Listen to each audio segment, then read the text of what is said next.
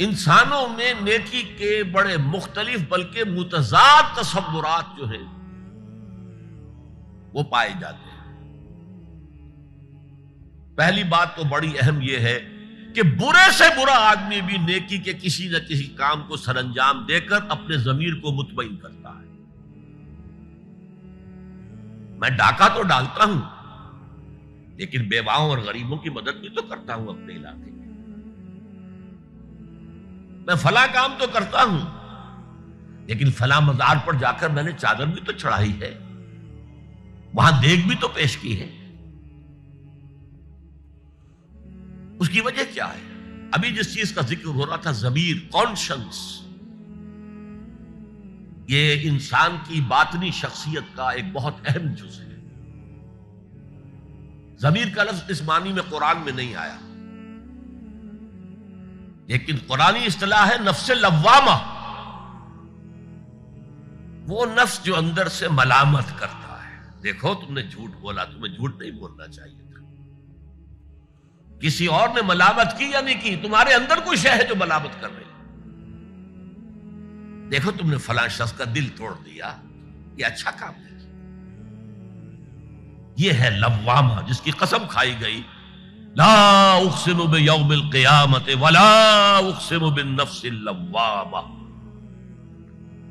یہ نفس لوامہ ہر انسان میں ہے، اور جیسے ہمارے ظاہری وجود کے تقاضے ہیں، بھوک لگتی ہے، پیاس لگتی ہے، اسے کپڑے کی ضرورت ہے موسمی اثرات سے بچاؤ کے لیے، یہ جو مانوی شخصیت ہماری اندر ہے یہ بھی کچھ ڈیمانڈ کرتی ہے،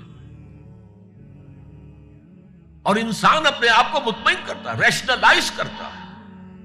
ٹھیک ہے، یہ تو خرابیاں ہیں، لیکن میں نے یہ کام بھی تو آخر کیے ہیں نا۔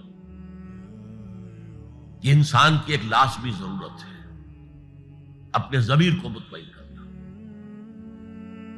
اب دیکھیے ہمارے ہاں کے مختلف طبقات میں مختلف تصورات ہیں نیکی کے جو رائج ہیں۔ ہمارے ہاں ایک مذہبی طبقہ ہے جس کے نزدیک اصل اہمیت ریچولز کی ہے، عبادات کی ہے، رسومات کی ہے۔ معاملات میں وہ دھوکہ دے رہے، سودا کر کے پھر گئے، ان کے دلوں میں نرمی نہیں ہے، سائلوں کو دھتکارتے ہیں، لیکن ایک اعتبار سے بہت نیک ہے، سودی کاروبار کرتے ہیں۔ ٹھیک ہے بھائی، میں سودی کاروبار تو کرتا ہوں، میں نے مسجد میں تو بنوائی ہے، میں نے مسجد میں جھاڑ بھی تو لگوا دیا ہے، میں نے مسجد میں قالین بھی تو بچھوایا ہے۔ تو نیکی کا ایک تصور یہ ہے ہمارے یہاں۔ اس کے بالکل برعکس ایک تصور ہے جدید تعلیم یافتہ طبقات کا تصور۔ آپ نے بارہا سنا ہوگا گفتگو، بھائی اصل نیکی یہ ہے کہ کوئی کسی کو دھوکہ نہ دے، جھوٹ نہ بولے، وعدہ پورا کرے، اپنا فرض صحیح طور سے ادا کرے، کہیں ملازم ہے تو اپنے فرائض صحیح طور سے ادا کرے۔ باقی رہ گئی نماز روزہ، یہ تو انفرادی باتیں ہیں، یہ کوئی کرتا ہے تو اپنے لیے، نہیں کرتا ہے تو کوئی بات نہیں۔ یہ دونوں ایک دوسرے کے بالکل برعکس تصورات ہیں،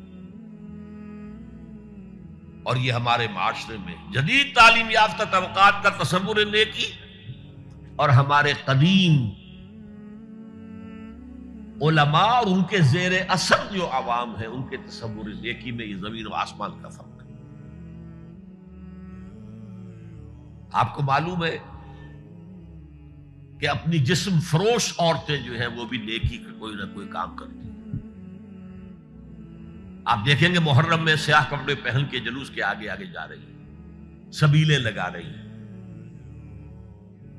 مختلف مزاروں میں جب عرس ہوتا ہے وہاں جاتی ہیں، دھمال کھیلتی ہیں، وہی سیاہ کپڑے پہنتے ہیں، وہ بھی اپنے آپ کو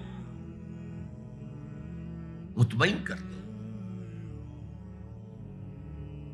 مشہور ہے ایک واقعہ شہنشاہ عالمگیر اورنگزیب کا، اس نے دلی میں گانے بجانے پر پابندی لگا دی۔ اب ظاہر بات ہے جن کا یہ پیشہ تھا ان کا دھندا ختم تو آمدنی ختم، لاکھ کوششیں کی لیکن اورنگزیب ٹس سے بس نہیں ہوا۔ انہوں نے ایک عجیب ترکیب کی. وہ دریائے جمنا بالکل ساتھ بہتا تھا، یہ اگلا اس شکل میں بنایا گیا، اب تو ذرا فاصلے پر.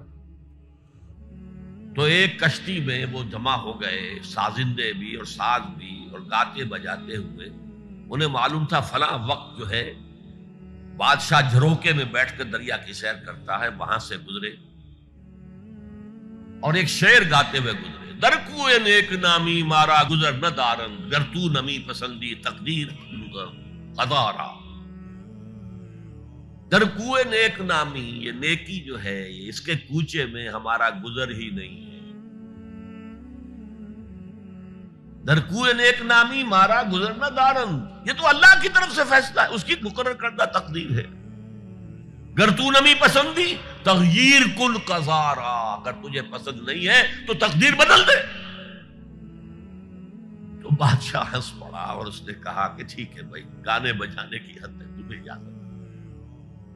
تو ہر ایک طبقے کا اپنا ایک تصور ہے نیکی کا.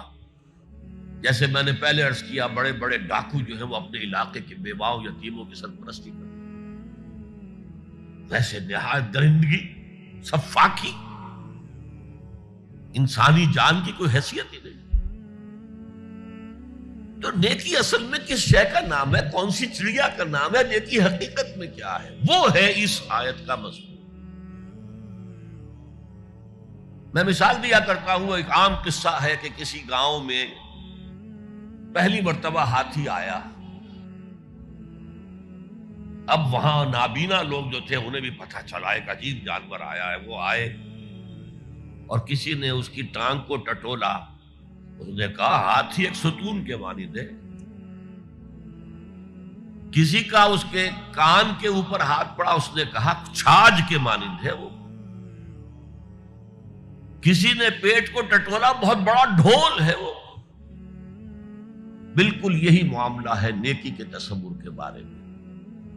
اڑائے کچھ ورق لالے نے، کچھ نرگس نے، کچھ گل نے. چمن میں ہر طرف بکھری ہوئی ہے داستان میری.